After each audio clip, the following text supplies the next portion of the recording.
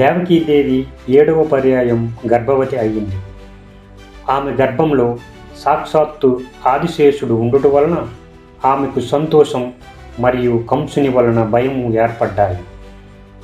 ఈ గర్భమునకు కంసుని వలన ఏ ప్రమాదము రాకుండా ఉండుటకై శ్రీ మహావిష్ణువు యోగమాయను పిలిచి దేవకీదేవి గర్భమునందరి శిశువును రేపల్లిలోని రోహిణీ గర్భమునందు ప్రవేశపెట్టమని ఆదేశించారు.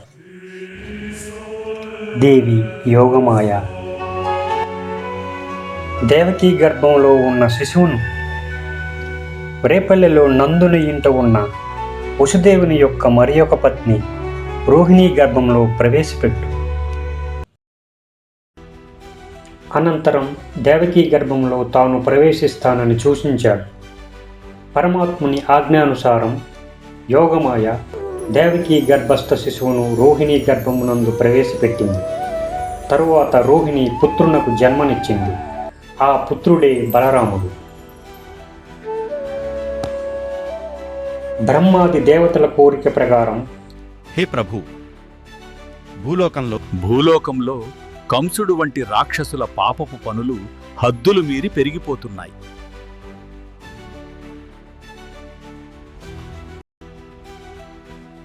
దుష్ట శిక్షణ శిష్ట రక్షణ నిమిత్తమై ధర్మ సంస్థాపన కోసం కారు ప్రతి యుగంలోనూ నేను అవతరిస్తూనే ఉంటాను.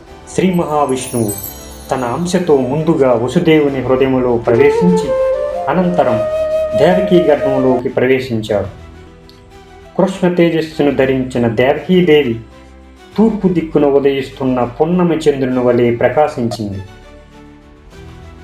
శ్రీకృష్ణ భగవానుడు అవతరింపబో సమయాన ఆకాశం నిర్మలంగా ఉంది.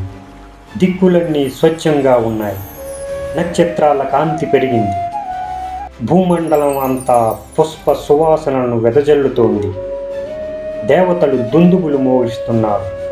సిద్ధులు కిన్నెరులు గానాలాపన చేస్తున్నారు.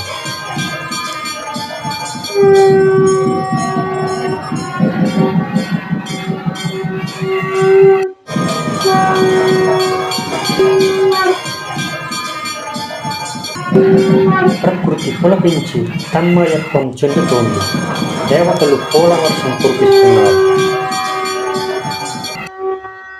చాంద్రమానం ప్రకారం ఆ రోజు శ్రావణ మాసం బహుళ అష్టమి మరియు రోహిణీ నక్షత్రాన దేవకీదేవి గర్భము నుండి శ్రీకృష్ణ పరమాత్మ ఆవిర్భవించాడు.